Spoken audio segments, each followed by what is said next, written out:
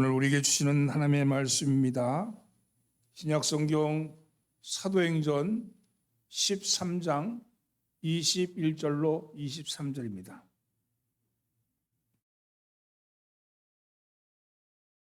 사도행전 13장 21절로 23절의 말씀을 한 목소리로 봉독합니다.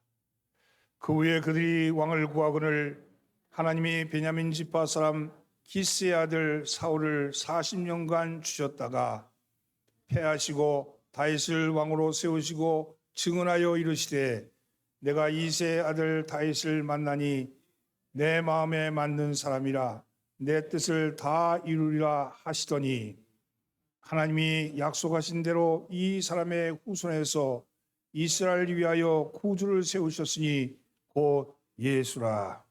아멘. 아멘. 할렐루야. 잘 나오셨습니다. 옆에 인사 나누시죠. 잘 나오셨습니다.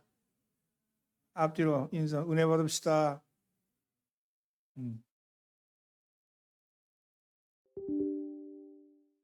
어린 아이 둘이 와니까 교회가 확 젊어지는 것 같아요. 평균 나이가 확 줄어들었어.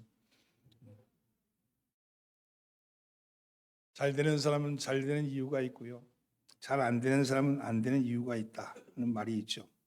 성경에 보면 이 말에 꼭 맞는 사람이 나옵니다.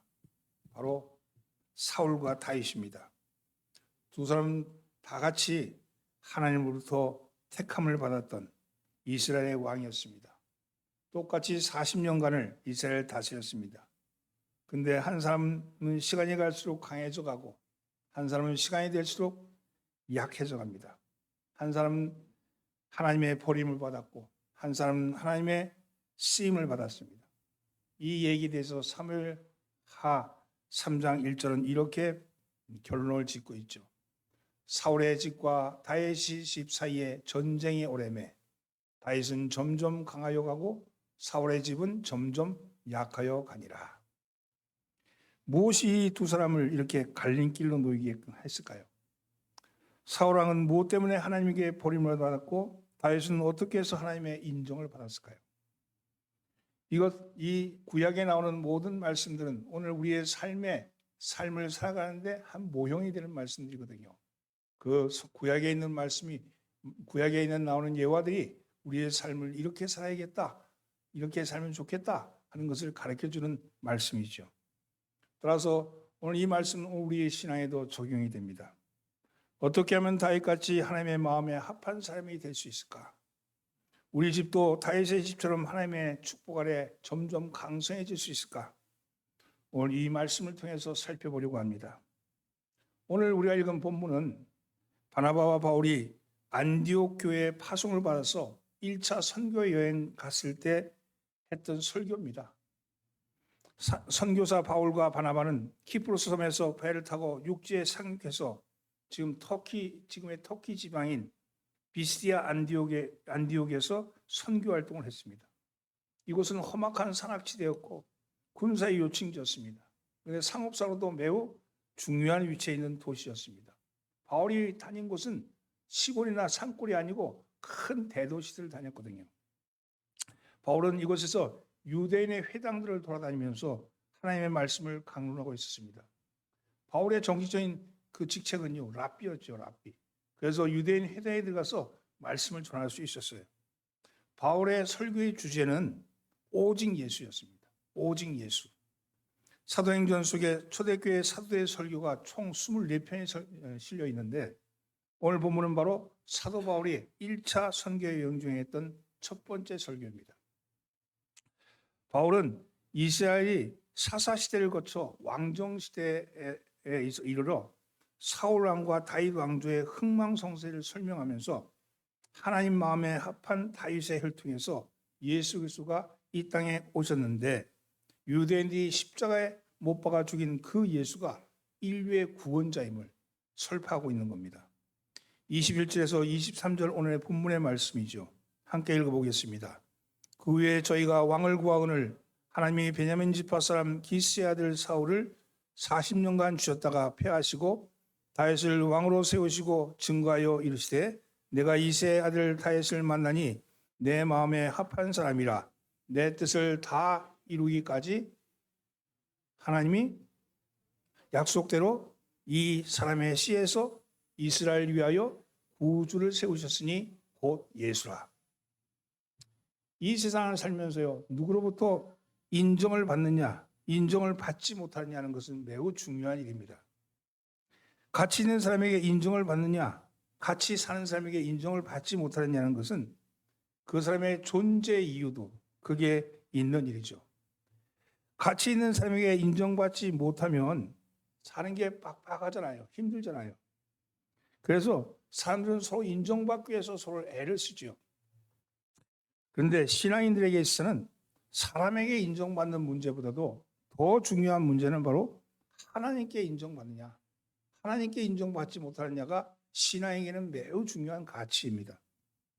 성경에 보면 사람들은 세우고 인정했지만 하나님부터 버림받은 사람이 있고, 하나님은 세우시고 인정했지만 사람으로부터 버림받은 사람도 있습니다.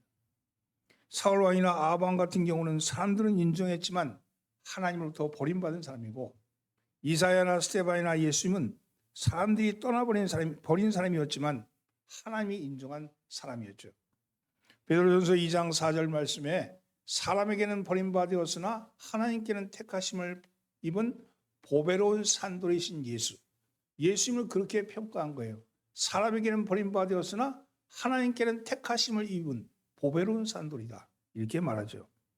그러면서 7절에 보면 건축자들의 버린 그 돌이 모퉁이의 머릿돌이 되고, 그래서 주님은 사람에게 버림받았지만 하나님은 그를 머릿돌로 세우셨다, 이렇게 말씀하는 거죠.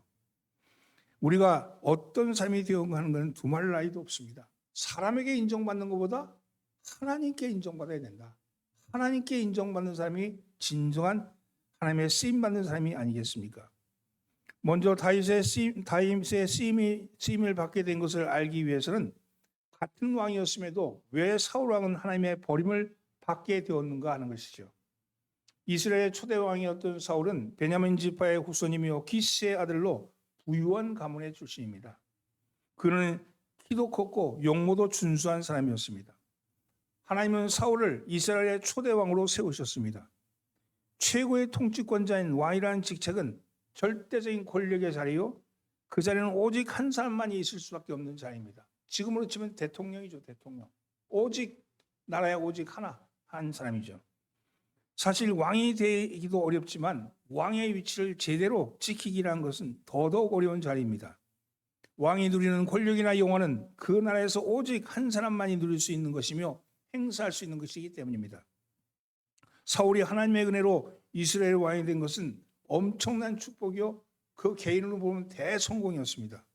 그러나 결과적으로 보면 그는 하나님 앞에 버림을 받는 불쌍한 존재가 되고 말았습니다. 왜 사울은 버림을 받았을까? 왜 사울이 하나님께 버림을 당했을까요? 이 말씀은 사무엘상 15장에 왜 하나님이 사울을 버리셨는가에 대해서 자세히 나오고 있습니다. 사울은 하나님의 말씀대로 하지 않았기 때문에 버림을 받은 거예요. 사무엘상 15장 3절에 보면 하나님은 사무엘을 통해서 사울에게 말씀하시기를, 지금 네가 아말렉을 쳐라. 그리고 그 아말렉을 쳐서 그의 모든 소유를 남기지 말고 진멸하되 남녀와 소아와 젖먹 있는 아이와 우양과 약대와 낙태를 다 죽여라. 다 진멸해버려라. 이렇게 말씀하셨는데, 그렇게 말씀하셨는데 실제로 사울 왕은 아말렉을 쳐서 대승리를 거둔 후에 9절에 보면 양과 소의 가장 좋은 것 또는 기름진 것과 어린 양과 모든 좋은 것을 죽이지 않고 좋은 걸 남겨놨다는 거예요. 남겨놓은 거죠. 그리고 그것을 가지고 진영으로 끌고 왔습니다. 이것을 하나님이 보시고 사무엘에게 한탄을 합니다. 당신이 사울을 왕으로 세운 것을 후회하십니다. 하나님이 후회했다는 표현 여기가 처음 나오는 것 같아요. 사무엘상 15장 10절로 11절 말씀에 여호와의 말씀이 사무엘에게 임하니라. 이르시되 내가 사울을 왕으로 세운 것을 후회하노니 그가 돌이켜서 나를 따르지 아니하며 내 명령을 행하지 아니하였음이니라 하신지라. 이렇게 하나님이 후회하신다고 말씀하니까 그 말을 듣고 있던 사무엘이 아주 근심해서 온 밤을 하나님 앞에 부르짖습니다. 그리고 밤새 근심하고 부르짖던 사무엘이 아침 일찍이 사울왕의 진영에 가보니 난데없이 이스라엘 진영에는 양의 소리와 소의 울부짖음 소리가 진동을 합니다. 이때 사무엘이 사울에게 말하죠. 내 귀에 들려오는 이 양의 소리와 소의 소리가 어찌입니까? 다 진멸하라 그러지 않았습니까? 아니 이 소와 양 소리가 어떤 일입니까? 하면서 따지죠. 그러자 사울이 이렇게 말합니다. 그것은 무리가 아몰렉에서 끌어온 건데 제가 끌어온 게 아니고 이 무리들이 끌어온 것인데 백성이 당신의 하나님 여호와께 제사하려고 양과 소의 가장 좋은 것을 남기고 그 외에는 다 저희가 진멸했습니다. 내가 끌어온 것도 아니고 이 백성들이 끌고 왔는데 이 백성들이 하나님께 제사 지내려고 끌고 온 겁니다. 나머지는 다 죽였어요. 이렇게 얘기하는 거죠.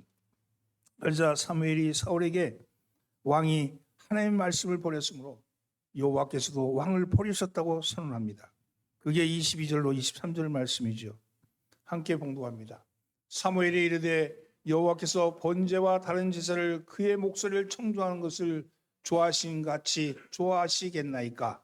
순종이 제사보다 낫고 듣는 것이 수양의 기름보다 나으니 이는 거역하는 것은 점치는 죄와 같고 완고하는 것은 사신 우상에게 절하는 죄와 같음이라.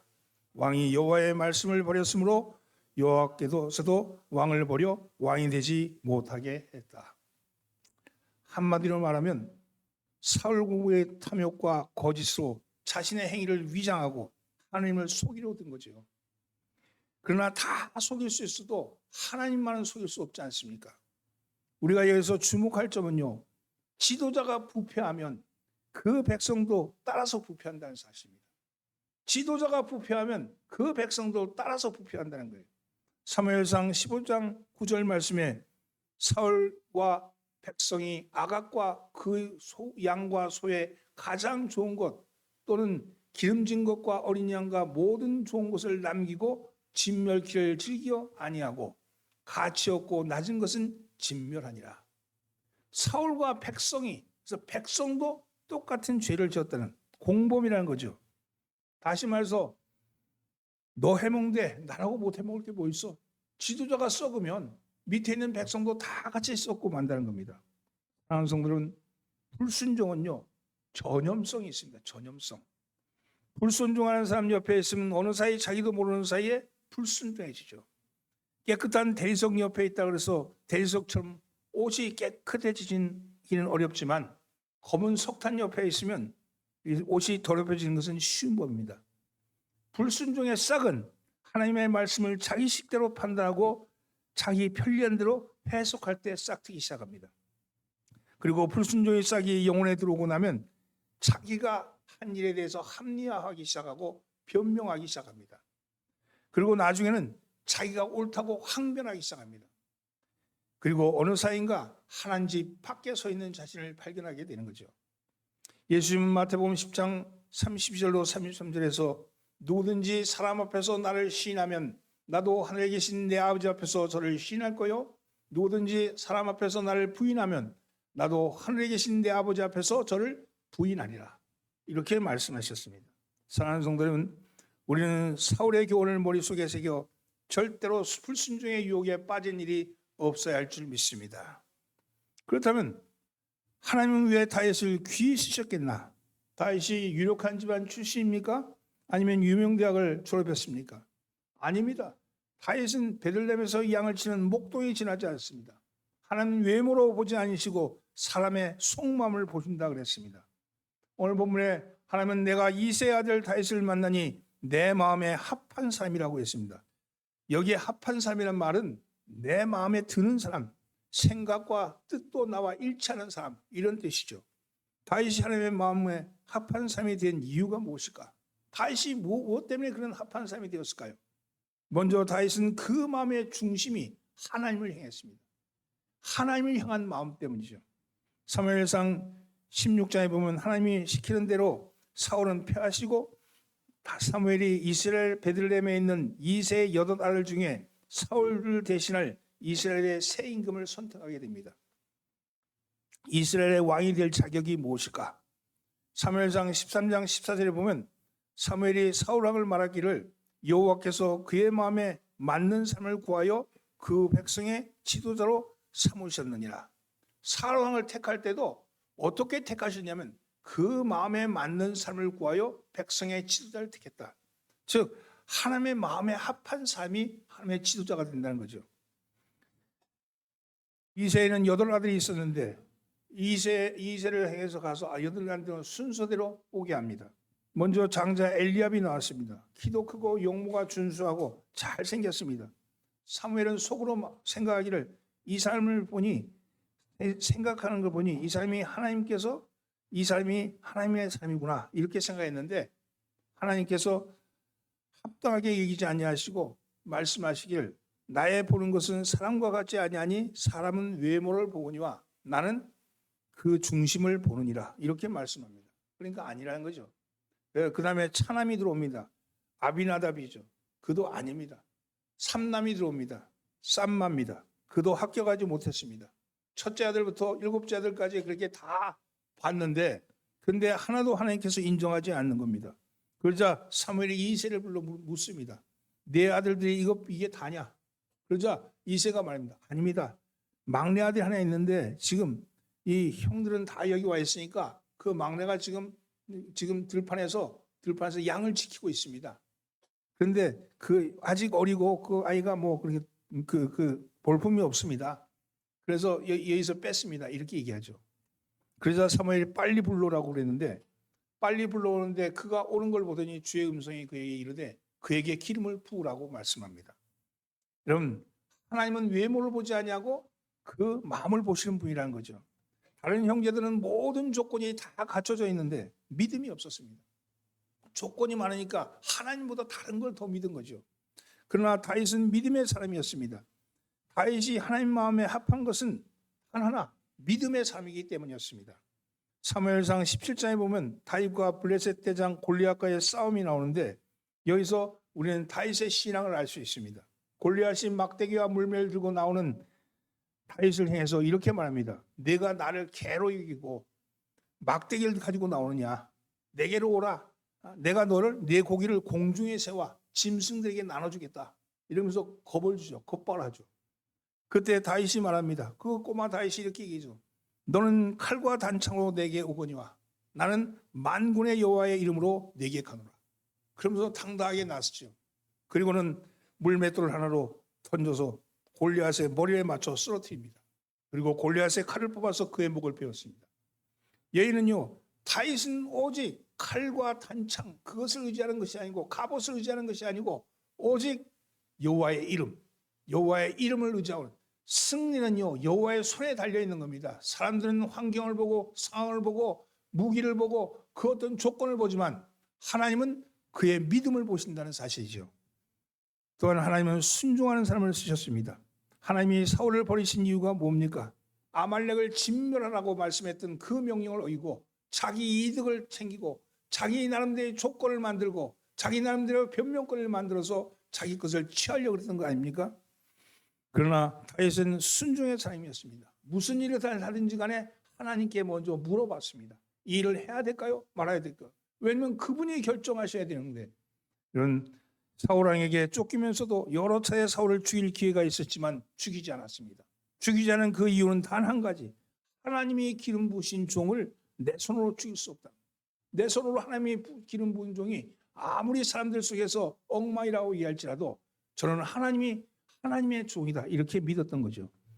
그런 너그러운 마음을 가졌을 뿐만 아니라 어떤 문제가 발생했을 때 자신의 죄를 지었을 때 간음죄와 살인죄를 했는데 그 선지자 나단이 와가지고 당신이 바로 그 악한 자요, 당신이 바로 그 살인자요 그러면서 죄를 책망할 때 그런 자신의 자존심을 내려놓고 하나님 앞에 나가서 하나님 회개하죠. 회개의 삶.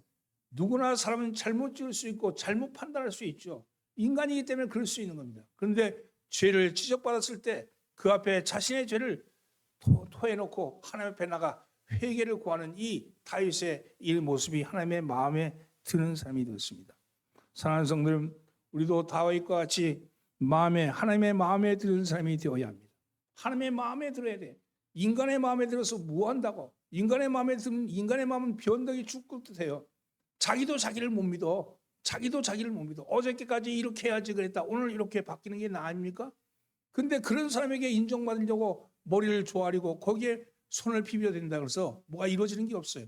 오직 하나님께 인정받는 사람, 하나님께 인정받는 사람이 되어야 될 줄 믿습니다. 오늘 여러분 하나님께 인정받는 여러분 되기를 예수님으로 축원합니다. 옆에 있는 사람 인사하면서 하나님께 인정받읍시다.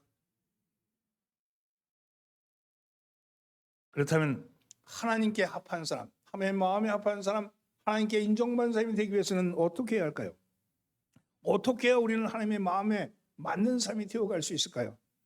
여러분 이것은 구체적인 목표를 세워야 합니다. 사람이 목표를 세우셔야 돼요. 목표를 세운다는 것은 책임의식을 갖는다는 거예요. 내가 하나님의 마음에 합한 삶이 되어야지 하는 목표가 있어야 된다는 거예요.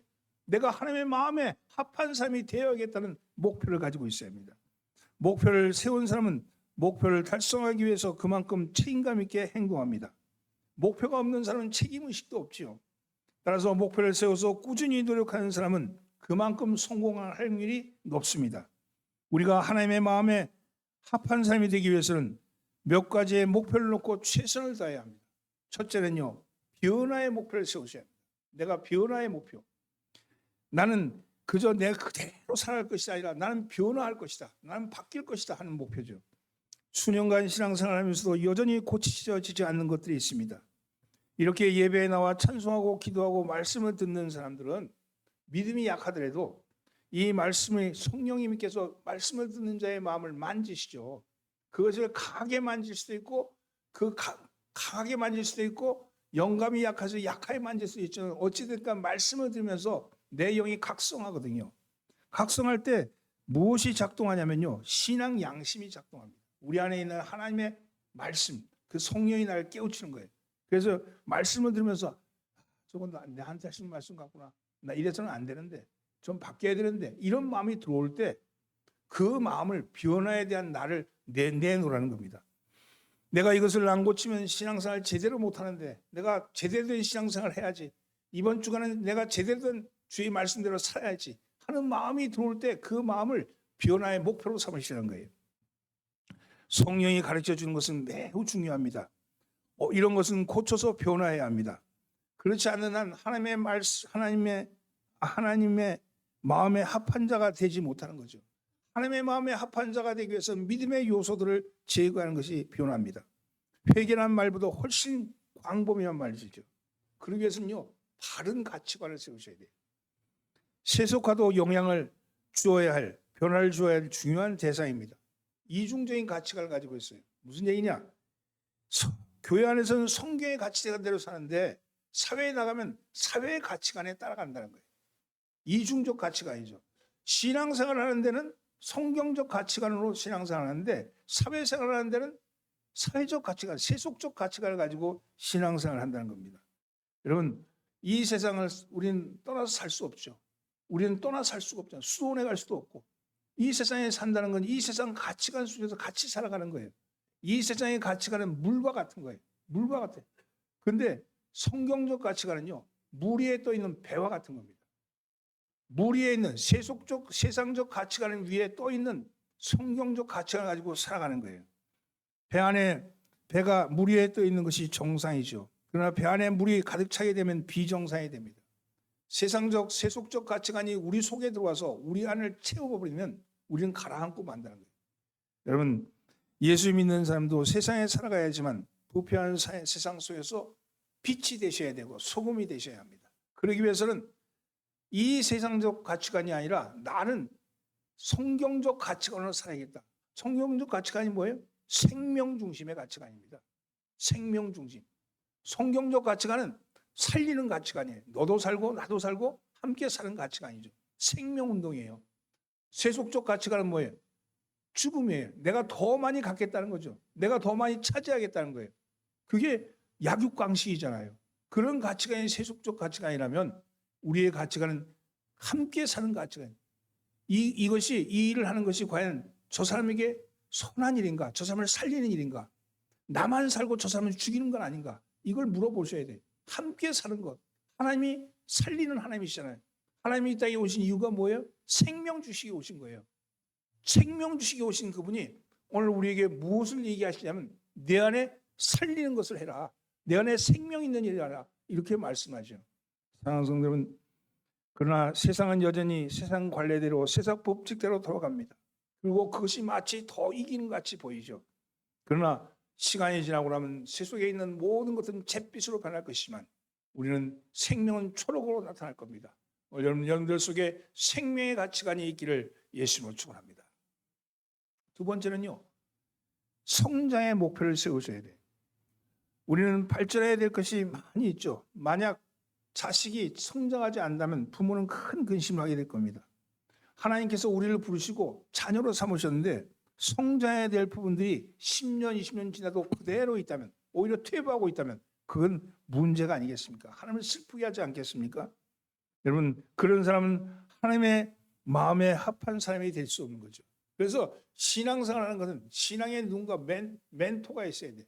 아, 내가 저 사람처럼 내가 신앙생활을 해야지. 내가 저 사람처럼 내 믿음생활을 해야지. 멘토가 필요하죠. 그래서 캐톨릭은 성자라고 표현하는 성자, 세인트로 둬서 그걸 멘토로 삼고 있는데 우리의 멘토는 누구냐? 예수 그리스도죠. 예수님이 우리의 멘토입니다. 어떠한 일을 하더라도 어떤 일을 하는데도 예수님이라면 어떻게 할까? 예수님이라면 이 순간은 어떻게 하셨을까? 묻는 거죠. 그거를 멘토십 삼아서 자라가는 거예요. 거기까지 이럴까지 가는 거죠. 여러분, 성경 말씀 예배소 4장 15절 오직 성령 안에서 참된 것을 하여 범사에 그에게까지 자랄지라. 그가 누구예요? 예수. 예수님 말까지 자라게 하라. 이렇게 말씀하는 거죠. 예수님을 닮은 사람 예수님처럼 되기 위해서 계속 자라야 합니다. 여러분의 신앙 인격은 어떻습니까? 믿음은 좋아 보이는데 신앙 인격은 자라지 않아서 날마다 사고를 일으켜 사람들에게 상처나 주지 않습니까? 여러분, 상처 주는 건요 생명 있는 일이 아니죠. 다른 사람에게 상처를 치유해주고 덮어주고 일으켜주고 또 새롭게 살게 할 수 있는 기회를 주고 그런 것이 중요한 겁니다. 예수 믿는 사람의 신앙 인격은 계속 자라도록 되어 있습니다. 성숙하도록 되어 있는 거죠. 옛날에는 어린아이같이 행동했지만 예수 믿고 10년, 20년 지나고 나면 예수님을 닮아가는 성숙한 인격이 되어갈 것입니다. 그래서 만나는 사람에게 기쁨을 주고 덕을 세워주고 가는 곳마다 주변 사람에게 좋은 영향력을 미쳐주는 거죠. 어떤 사람이 가가지고 같이 있으면 그 사람이 말 한마디 안 해도 그 사람이 같이 있는 것 때문에 기분이 좋아지는 사람이 있고 어떤 사람은 아무 말 안 하는데도 그 사람이 있어 기분 불쾌하는 경우가 있잖아요. 우리는 어떤 사람이 되어야 합니까? 다른 사람에게 넉넉한 모습을 보여야 돼요. 얼굴에는 웃음을 띠고 늘 다른 사람의 이야기에 대해서 경청해주고 다른 사람을 반겨주고 다른 사람을 기쁨으로 맞이해주는 사람이 되어야 되지 않겠습니까? 여러분, 그것이 그리스도의 인격으로 살아가는 모습이라고 믿습니다. 왜냐하면 성장의 목표를 세워놓고 변화의 노력을 계속하는 저와 여러분 되기를 예수님으로 축원합니다. 마지막으로 헌신의 목표를 세우셔야 합니다. 헌신이라는 것은 하나님께서 기뻐하신 일을 위해서 매일매일 신실한 삶을 사는 겁니다. 헨리 나우엔의 말을 빌리면 당신이 먹고 마시고 일하는 것이 더 이상 하나님의 영광을 위한 것이 아니라면 당장 그만두라고 말씀합니다. 여러분, 우리가 하고 있는 모든 것이 하나님의 영광을 위해서 하라고 말씀하죠. 하나님의 영광을 위해서 드리고자 하는 그런 신실한 자세가 바로 헌신입니다. 로마서 11장 36절에 보면 이런 말씀이 나오죠. 이는 만물이 주에게서 나오고 주로 말미암고 주에게로 돌아갑니다. 영광이 그에게 세세히 있을지어다. 세상에 있는 모든 만물은 주님에게로부터 나오고 그리고 주님으로 말미암고 또 주님께로 돌아간다는 거예요. 우리는요 그 만물 중에 하나예요. 우리 또한 그 자연의 그 거대한 질서 속에 들어가는 거죠. 여러분, 태어나고 자라고 늙고 병들고 생로병사하지만 그 생로병사의 그 과정은 자연이 그러하듯이 우리 또한 그 자연 만물 속에 들어가는데 그렇게 하는데 그것이 오히려 하나님께 영광이 된다는 겁니다. 오늘 여러분, 하나님께서 영광이 되는 일들로 우주 만물이 그 가운데 보존되는 것을 믿으시고 우리 만물이 주의 손으로 있다는 것을 기억하며 우리가 가진 것들에 대해서 탐욕하는 게 아니라 하나님께 드려야 될 것은 드리는 헌신이 필요하다고 말씀합니다. 오늘 여러분의 삶은 어떻습니까? 여러분, 오늘 우리가 하나님께서 마음에 드는 삶이 되기 위해서 살아가는 그런 신앙을 살아가십니까? 아니면 하나님의 뜻은 그러한데 내 뜻은 이러하다고 생각하는 그런 생각을 가지고 살아가십니까? 여러분 자신을 돌아보면서 주님이 주시는 분명한 목표 그리고 주님께서 우리를 향해서 원하시는 바를 살펴내시는 여러분 되기를 예수로 축원합니다. 사울은 자기 주제를 넘는 일을 해버리고 말았죠. 성직을 무시했고 선자의 말을 무시했습니다. 그리고 잘못을 회개할 줄을 몰랐습니다. 그러나 다윗은 하나님의 마음에 합한 사람이었습니다. 다윗처럼 하나님의 마음에 합한 자가 되기를 소원하면서 여러분 변화를 시작하시기 바랍니다. 목표를 발견하고 그리고 헌신의 목표를 분명히 발전의 목표를 분명히 하고 성장의 목표를 분명히 하고 내가 주님께 따라가야지 주님 닮아가야지 예수님처럼 살아가야지 내가 그런 마음을 가지고 살아간다면 하나님의 마음에 합한 사람으로 세워질 줄 믿습니다. 오늘 이 한 주간도 여러분의 삶이 여러분 각자가 사는 거예요. 각자가 하나님 만나며 사는 거예요. 옆에 사람이 어떠하든 그거는 제가 지난 시간 얘기했잖아요. 한국 사람은 배고픈 문제는 해결했는데 배 아픈 문제 해결 못했댔잖아요. 이런 예수 믿는 사람은요 배 아픈 문제를 해결해야 돼요. 배 아픈 게 사촌이 땅을 사면 배 아픈 거 아니요? 배고픈 문제는 다 해결했는데 배 아픈 문제를 해결하지 못했어. 그러니까 옆에 사람 자꾸 쳐다보면서 저 사람은 어떤데 이 사람은 어떤데 이렇게 얘기하는 거예요. 그게 중요한 게 하나님은 내가 코람되어 하나님의 신전의식 하나님 앞에 쓰는 겁니다.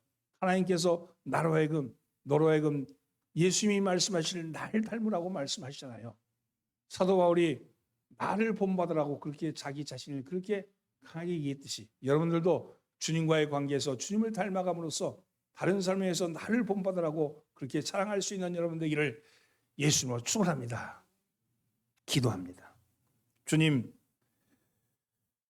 사울은 자기 주제를 깨닫지 못하고 하나님의 말씀보다 자기 생각을 앞세워서 살아서 주님으로부터 버림받았습니다. 그러나 다윗은 모든 문제를 하나님께 먼저 묻고 그 말씀에 순종하며 살려고 애를 썼습니다.